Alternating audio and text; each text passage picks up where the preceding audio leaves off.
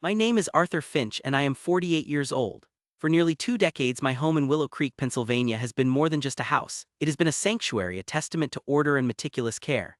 Every blade of grass on my lawn is to me a tiny soldier in a perfectly manicured army. My rose bushes, a vibrant riot of color and fragrance, are pruned with the precision of a surgeon. My porch, swept clean each morning, stands as a quiet sentinel overlooking a street that until recently had always embodied the very essence of quiet dignity. I am, by nature, a fastidious man, principled in my beliefs and methodical in all my undertakings. This dedication, this unwavering commitment to maintaining my personal space and upholding the unspoken standards of my community, was not merely a hobby, it was a profound part of my identity. The air on that particular Thanksgiving afternoon, however, carried an unwelcome chill, a foreboding whisper of disruption that even the crisp autumn breeze couldn't dissipate.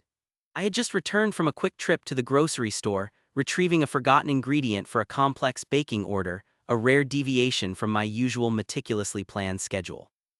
The neighborhood, typically hushed by the solemnity of the holiday, felt strangely agitated, a low hum of distant laughter and boisterous chatter drifting from a couple of houses down and across the street. That was the home of Cheryl, a relatively new resident, and frankly, a woman who already showed a peculiar lack of regard for the quiet cadence of Willow Creek. As I pulled my perfectly polished sedan into my driveway, my eyes, naturally, swept across my pristine lawn. No stray leaves, no rogue twigs, nothing to mar the verdant expanse. But then my gaze drifted slightly to my left, towards the house on the corner, and a knot of unease began to tighten in my stomach. Cheryl was out in the front yard of that corner house, her voice carrying distinctly over the gentle rustle of falling leaves. With her was her daughter Alyssa and Alyssa's son, a small boy of about 2 years old named Ben. The corner house wasn't mine, but it was right there, an extension of the peace I so cherished. Ben, a whirlwind of boundless toddler energy, was making his way with surprising speed across the neighbor's property, seemingly unhindered by the adults. He veered sharply, his small, wobbling figure now heading directly for the edge of my perfectly edged lawn. A prickle of alarm ran through me. My lawn, my sanctuary, my meticulously maintained canvas. Let him play in other people's yards, that's rude. Alyssa called out, her voice laced with a surprising hint of exasperation. It was a reasonable, albeit belated observation. A flicker of hope, however faint, sparked within me. Perhaps there was some parental wisdom, some recognition of basic etiquette within that family after all. I paused, my hand still on my car door, waiting, watching, but Cheryl's response, delivered with an almost audible shrug in her tone, extinguished that fragile hope instantly. "He's not touching anything, it's fine," she replied, her gaze fixed on Alyssa, a dismissive wave of her hand accompanying the words. It was a pronouncement, a declaration of supreme indifference to the boundaries that defined our community. My jaw tightened. Fine, it was anything but fine. Allowing a child to roam unsupervised onto another's private property was, in my principled estimation, a breach of an unspoken social contract, a minor tremor in the foundations of neighborhood harmony. The words had barely left Cheryl's lips, her attention still firmly on her daughter, when it happened. I watched, transfixed, as little Ben, with the absolute unself-conscious focus only a 2-year-old possesses, squatted. He squatted on my lawn, right there on the meticulously manicured grass I had nurtured for years, beside my prize-winning hydrangeas. His small pants dropped, his little face contorted in effort, and then with an almost theatrical grimace he began to relieve himself. It wasn't a minor incident. This was no dainty offering. It was, to put it plainly, a hefty steamer, a substantial dark coil deposited with brazen disregard onto my pristine turf. The sheer audacity, the immediate undeniable contradiction of Cheryl's words, "He's not touching anything," with the disgusting reality unfolding before my eyes, left me momentarily paralyzed. The steam rose visibly in the cool autumn air. I, an adult, a fully grown man, doubted I could produce such a monument. The size, the undeniable visibility of it, screamed of a complete lack of concern, a flagrant act of desecration. My breath caught in my throat. Disbelief warred with a simmering, unfamiliar anger. This wasn't just a child's accident, it was a direct consequence of a parent's negligence, a blatant act of disrespect not just for my property, but for the very principles of order and mutual consideration I held so dear. And they weren't picking it up. They showed no inclination to, no flicker of shame, no rush to rectify the appalling situation. Cheryl and Alyssa simply turned and ambled back towards their temporary base a few houses down, leaving the steaming testament to their disregard for all to see. The insult was profound, immediate, and deeply personal. My serene oasis stained, a wave of impotent rage washed over me. I remembered then, with a sharp pang of regret, my security cameras. I had taken them down just days before, anticipating my potential move, believing Willow Creek to be a bastion of peace where such precautions were unnecessary. What was going to happen, right? This was going to happen. The irony was a bitter taste in my mouth. I wished more than anything I had left them up. That undeniable, irrefutable video evidence would have been a weapon, a shield against this brazen defilement. The very thought of it, the visual proof of their utter contempt, was a potent fantasy. Now I was left with only my testimony, a principled man's word against the brazen indifference of the uncaring. A chill far deeper than the autumn air settled over me. This was not a one-off mistake. This was a prelude, a disturbing opening act in what promised to be a much larger, far more irritating drama. What on earth was I going to do about it? The following morning, the evidence of their transgression was still there, a dark, unwelcome blotch against the dew-kissed green. I stared at it from my kitchen window, a fresh cup of coffee growing cold in my hand. My fastidious nature screamed for immediate action, for the removal of the offensive matter. Yet my principled mind held me back. To simply clean it up would be to erase the proof, to silently condone their appalling behavior. No, this required a more methodical approach. This was about more than just animal waste, however human in origin. It was about respect, about boundaries, about the very essence of community standards. I decided on a course of action that aligned with my principles, a direct, polite, yet firm confrontation. I would give them the opportunity to rectify their oversight, to demonstrate a modicum of remorse or understanding. After all, everyone was capable of mistakes, even ones of such startling crudity. I took a deep breath, marshaling my thoughts, crafting the precise words in my mind. No accusations, just a statement of fact and appeal to common decency. This was Willow Creek, not some unruly urban jungle. Surely they understood the unspoken rules. Later that afternoon, after carefully documenting the incident with my phone camera, timestamps, close-ups, wide shots, every angle a forensic team might desire, I approached Cheryl's house. My heart pounded a little faster than usual. I had never had to confront a neighbor about such a grotesque breach of etiquette before. My principled nature dictated politeness, but my frustration hummed beneath the surface. I knocked on her door, the sound surprisingly loud in the quiet street. Cheryl answered, her face a mask of mild annoyance. Yes. She asked, her eyes already scanning past me as if expecting someone else. Good afternoon, Cheryl, I began, my voice steady though my grip on the small, folded printouts of my photos tightened. My name is Arthur Finch, your neighbor from across the street. I need to speak to you about something that happened yesterday. I gestured vaguely towards my property, her expression hardened. Oh, the little boy, she scoffed, a dismissive wave of her hand. He's just a child. What's the big deal? My carefully constructed appeal to decency crumbled. The big deal, Cheryl, is that your grandson defecated on my front lawn yesterday and it was left there. I have photographic evidence if you require it. I held up one of the printouts, the image of the hefty steamer stark against the green. Her eyes flickered to the photo, then back to my face, a sneer twisting her lips. So what? It's just a little bit of poop. It washes away. You're being dramatic, Arthur. It's Thanksgiving, people are busy. She actually chuckled, a short, sharp sound that grated on my ears. And honestly, you having cameras up, taking pictures of a child, that's a bit creepy, isn't it? The accusation hung in the air, baseless and infuriating. I didn't have my cameras up yesterday, I stated, my voice losing its carefully modulated calm, which I regret given the circumstances, but I certainly have the right to photograph incidents on my own property. And no, Cheryl, human waste does not simply wash away from a lawn, especially not after a full day. It's a biohazard, it's unsanitary, and it is profoundly disrespectful. My fastidious instinct screamed. Look, I'm busy, she interrupted, already starting to close the door. My grandson had an accident, happens, get over it. And with that, the door swung shut, leaving me standing on her porch, the chilly air suddenly feeling colder, the insult a fresh sting. I walked back across the street, the printouts now crumpled in my hand, a storm brewing inside me. My principled attempt at a civil resolution had been met with disdain, dismissal, and outright rudeness.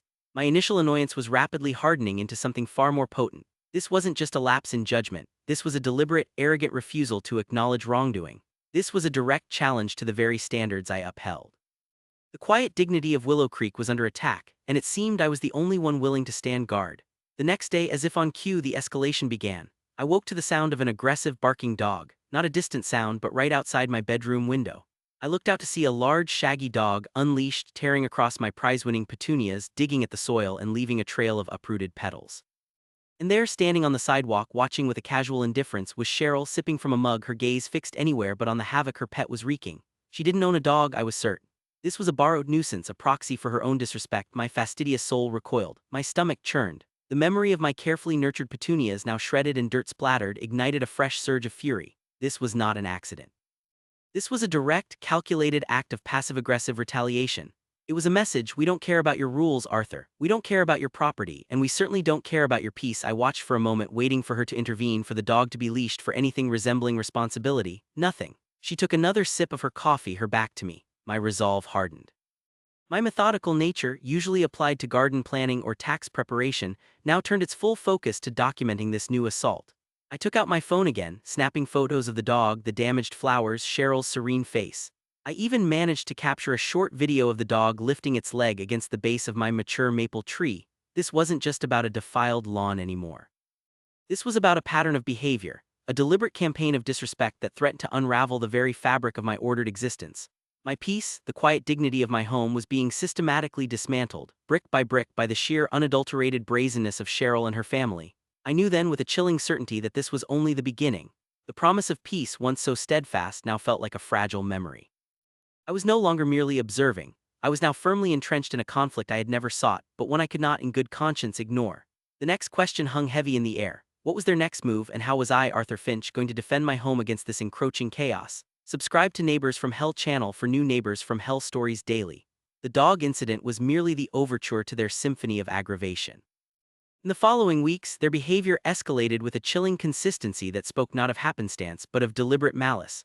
My life, once a predictable ballet of quiet routines and satisfying tasks, morphed into a constant vigil. My methodical nature, previously a source of comfort and control, now became a tool for survival, applied with an almost desperate intensity. The noise began in earnest. Loud, raucous parties that spilled onto their lawn, often extending well past midnight, the bass thumping against my windows like an erratic heartbeat. The sounds of raucous laughter, amplified by cheap portable speakers, permeated my otherwise tranquil evenings. Conversations, punctuated by shrill yells and profanity, drifted across the street, invading the quiet sanctity of my home. My principled stance on neighborly courtesy demanded I tolerate some level of celebration, but this was beyond the pale.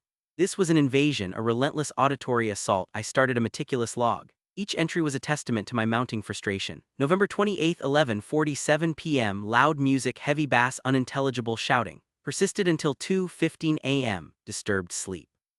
December 3, 1:00 a.m. Group gathered on their driveway, loud arguments, car horn honking repeatedly. Woke me from a deep sleep.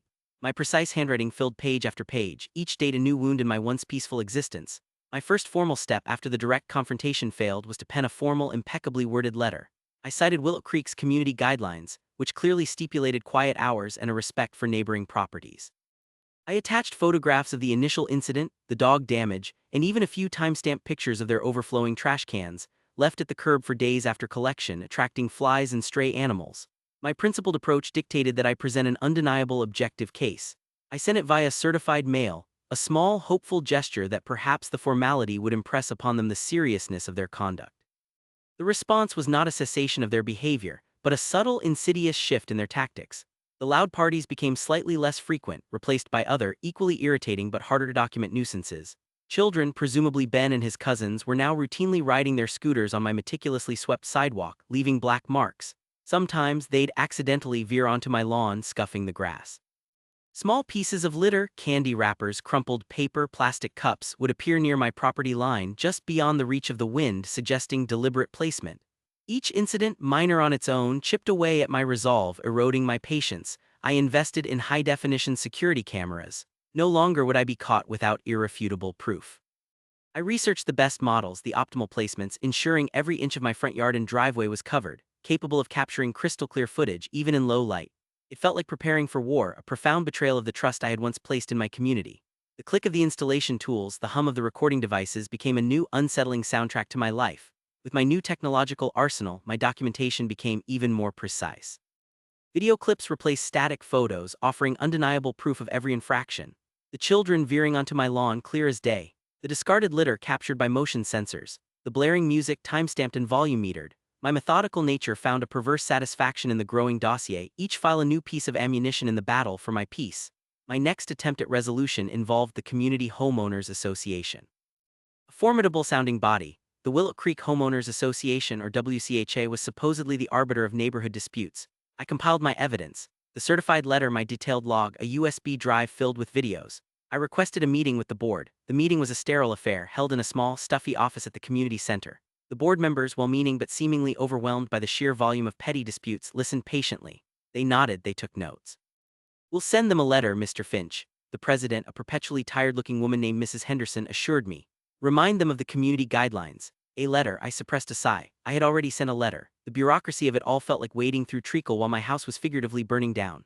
The promise of official intervention, once a beacon of hope, now seemed like a distant, flickering candle. The Homeowners Association letter arrived at Cheryl's house. For a glorious, fleeting week there was a lull. The music was softer, the children contained. I allowed myself a cautious breath of relief. Perhaps I thought they finally understood, then the true nature of their malice revealed itself. The following Saturday morning I stepped onto my porch, coffee in hand, ready for my routine inspection of my lawn, a small ritual of peace. My heart leaped into my throat. My prize-winning gnome, the one I had carefully placed by the mailbox, a whimsical touch to my otherwise formal garden, was gone. In its place, stuck into the soil, was a crudely drawn stick figure, its head adorned with what appeared to be a tiny brown crumpled piece of paper. A piece of my stomach lurched. It was a replica of what Ben had left on my lawn. A direct, disgusting taunt. The message was clear: they knew. They knew I was documenting, they knew I was complaining, and they didn't care. They were escalating. This wasn't just about their lack of respect, it was about their active, malicious desire to torment me. The gnome, a symbol of harmless whimsy, had been defiled. My fastidious nature recoiled from the vulgarity, but my principled resolve hardened further. My attempts at resolution became more desperate. I called the non-emergency line of the local police department. The officer who took my call listened patiently to my carefully catalogued complaints. "Mr. Finch, I understand your frustration," he said, his voice flat. "But unless there's direct threat or physical violence, a lot of this sounds like a civil matter. We can send a patrol car by to presence the area, but we can't really enforce noise ordinances every night or mediate neighbor disputes." My heart sank. Law enforcement, the bastion of order, was essentially powerless. The psychological toll began to mount. I found myself constantly on edge, listening for sounds, peering through my blinds.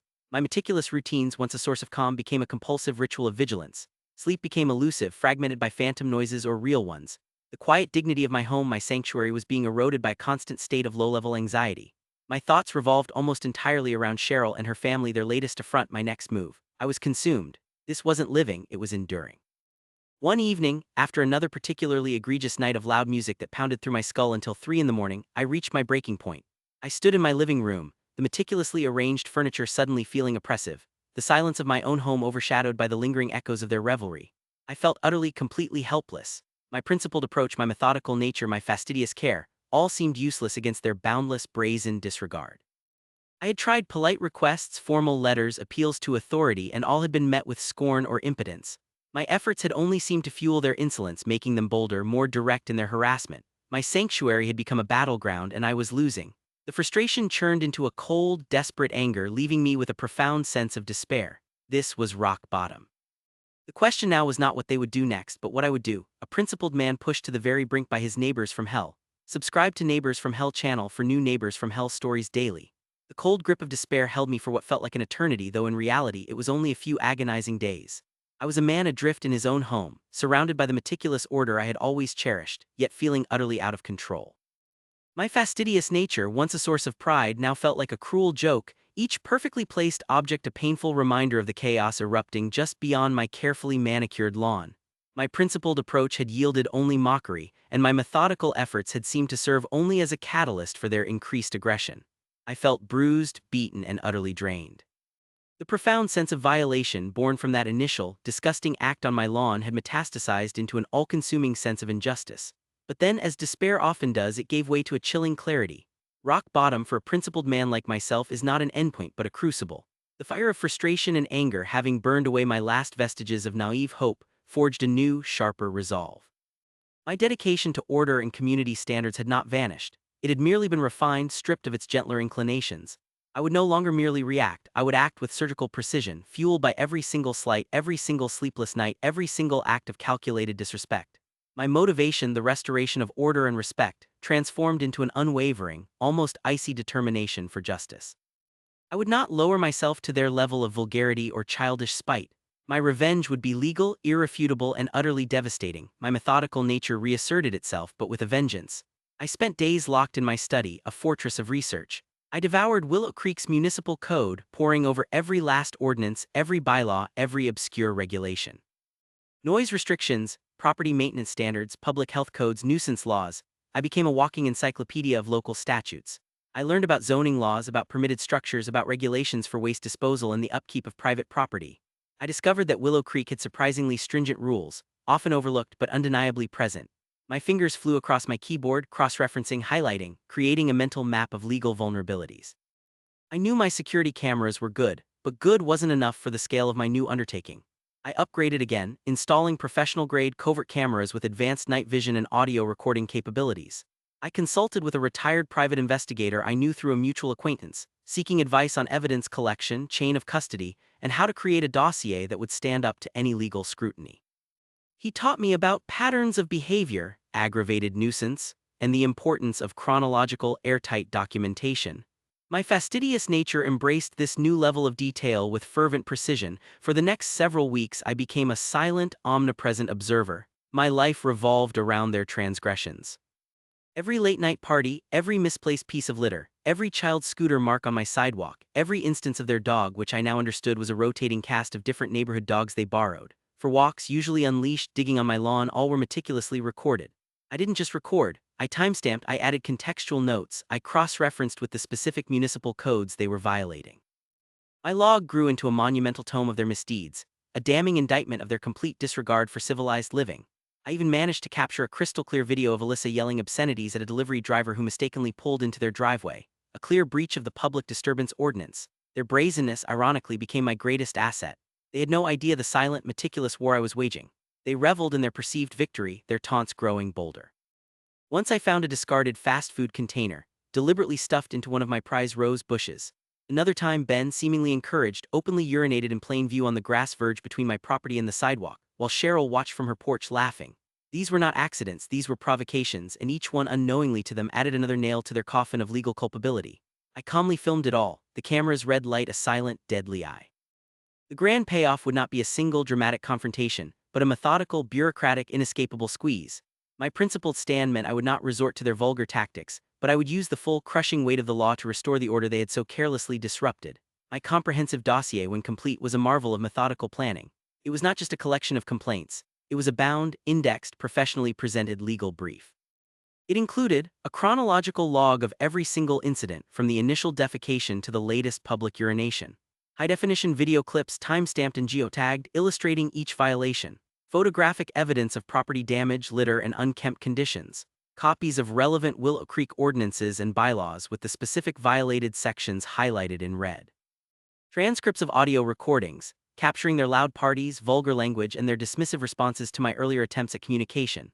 Witness statements gathered from other, equally exasperated neighbors who had been too afraid or too weary to act. With this arsenal, I didn't just call the police department or the homeowners association.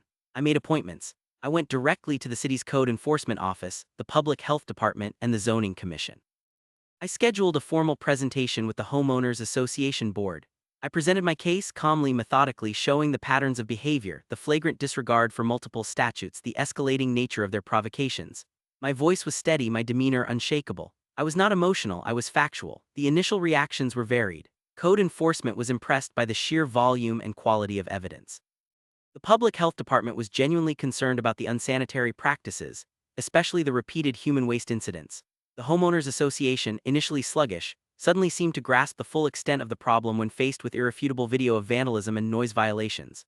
The police, while still hesitant about direct intervention, acknowledged the pattern of documented nuisance complaints, indicating a potential for further legal action down the line. The first hammer blow came swiftly. Within a week, the city issued multiple citations to Cheryl and her family, for excessive noise, for maintaining an untidy property, for multiple public health violations, and for specific zoning infractions related to unpermitted structures I had discovered in my exhaustive research, a hastily built shed, and a paved section of their driveway that extended illegally onto public property. Each citation carried a hefty fine, escalating with each day the violation remained unaddressed. Then came the homeowners association. Armed with my evidence, they levied their own fines, far more substantial than the city's, for breaches of community covenants. They also issued a formal demand for immediate cessation of all nuisance activities and remediation of all damages. Cheryl and her family, for the first time, seemed genuinely stunned. Their previous arrogance was replaced by a bewildered anger. They tried to fight it, of course. They called the city, they called the homeowners association, yelling, denying, accusing me of harassment. But the meticulously documented evidence, irrefutable and overwhelming, stood firm. My cameras, silent witnesses, had done their work. The twist, the truly satisfying part, came not from a single dramatic act but from the cumulative weight of their own disregard. My deep dive into Willow Creek's property records had uncovered something else, something critical. The house they occupied was not owned by Cheryl. It was owned by her estranged brother, who lived several states away and had allowed her to stay there rent-free, neglecting his own property responsibilities. He was, I learned, in significant financial trouble, burdened by mounting debt and delinquent property taxes. My final, decisive act was to compile a new, condensed version of my dossier, specifically targeting the property's persistent code violations, the escalating fines, and the potential legal liabilities for the absentee owner. I sent this comprehensive package, along with a certified letter, directly to Cheryl's brother, citing his legal responsibility for the conduct and condition of his property. I calmly laid out the undeniable facts. The property was a legal and financial liability, a drain on his already precarious finances. I also subtly included information about a local real estate agent who specialized in distressed properties. The result was precisely as I had methodically calculated. Faced with a mountain of fines, potential lawsuits, and the threat of severe legal repercussions from both the city and the homeowners association, the brother made a swift, pragmatic decision. He served Cheryl with an eviction notice. They had 30 days to vacate the premises. The day the for sale sign appeared on their lawn was a moment of profound, quiet triumph. It wasn't a loud celebration, but a deep, resonant satisfaction. The constant tension in my shoulders finally relaxed. The air in Willow Creek seemed to breathe a collective sigh of relief. On their final day, as the moving truck pulled away, Cheryl, Alyssa, and Ben stood on what was no longer their lawn, glaring across the street at my home. Cheryl raised her middle finger, a final, vulgar gesture of defiance. It was a petty act, utterly impotent against the sheer scale of their defeat. I simply nodded, a small, knowing smile playing on my lips. My principles had won. My methodical determination had prevailed. My peace, the quiet dignity of Willow Creek, had been restored. The house sat empty for a few weeks, a silent testament to the war that had been fought and won. Then one sunny afternoon a new family pulled up, a quiet, older couple with gentle smiles and a genuine appreciation for the well-kept gardens of Willow Creek.